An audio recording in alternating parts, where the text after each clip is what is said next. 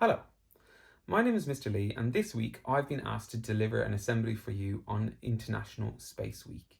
For the next few days, we are going to be celebrating across the world International Space Week. So it gives me an opportunity to talk to you a little bit about some of the people that have made a huge difference to space travel, and research from Britain.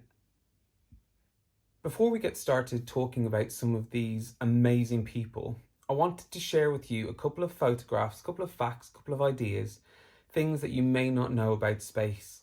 So just sit back, watch and relax for a couple of minutes.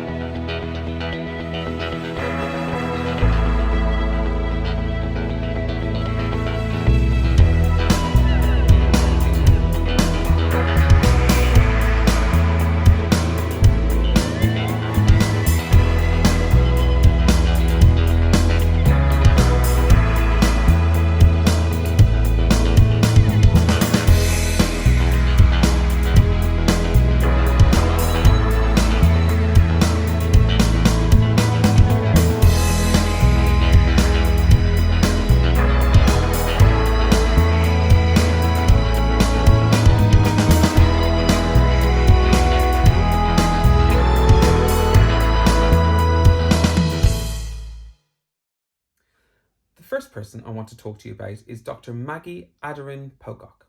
She was born of Nigerian parents in Camden in London, and she lived in council flats. While Maggie was at school, she told her teacher that she wanted to be an astronaut. Her teacher at the time said that may not work out for her. You see, Maggie suffered with dyslexia. Dyslexia is a learning difficulty that makes it hard to read, hard to spell, that kind of thing. It just makes life a little bit more difficult for you. Her teacher told her at the time that perhaps she should be a nurse instead.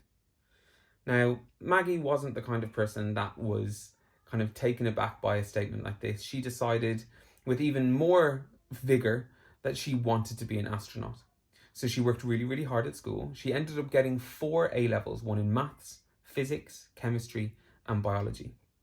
She went on to study at the Imperial College in London, and she got her Bachelor's of Science degree, and she achieved a PhD as well.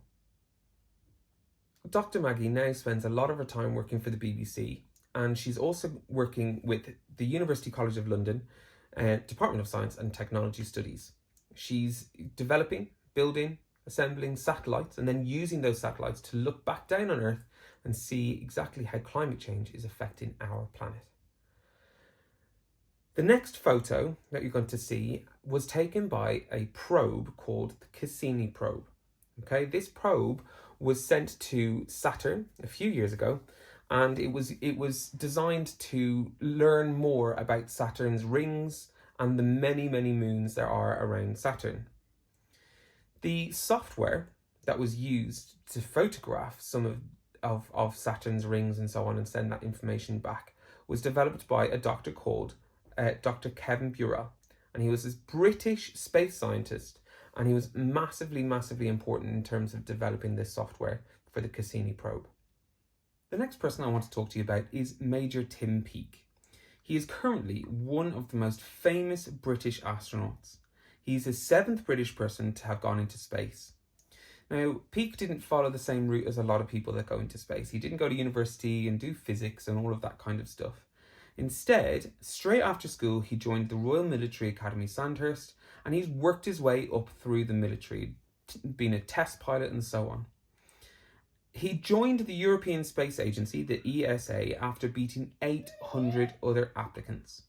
And on December the 15th, 2015, he was launched into space. He lived on the International Space Station for 6 whole months, 185 days.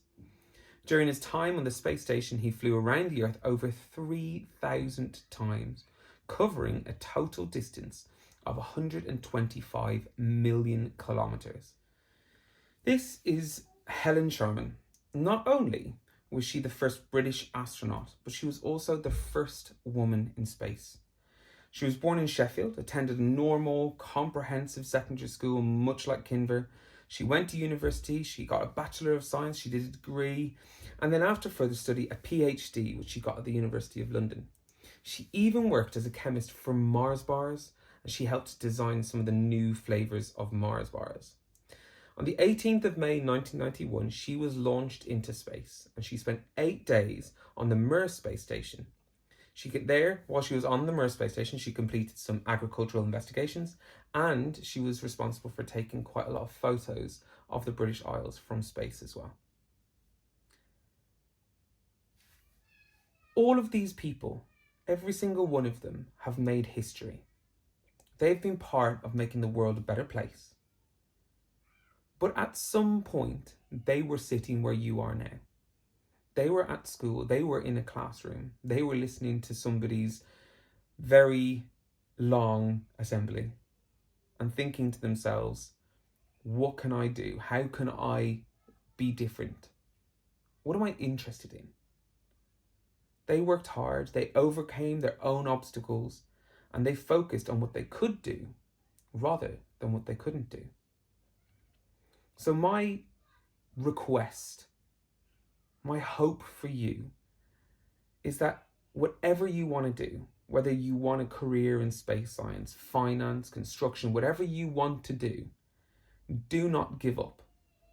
Focus on what you can do. If you get knocked down, get straight back up again.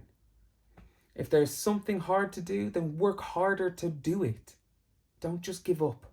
Don't tell yourself that you're not going to be able to do it. Life has a very nasty habit of knocking you down, throwing obstacles in your way.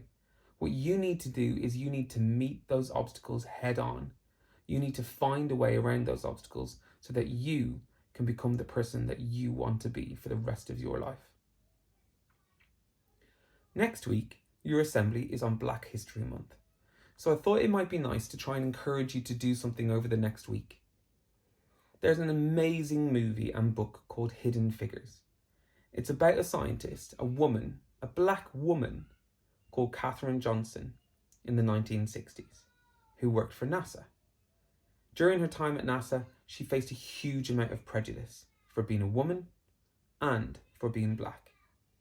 If you can, I would strongly recommend that you either read the book or watch the film over the next few days or weeks. I would really love to hear how you get on. Thank you for listening, and happy Science Week.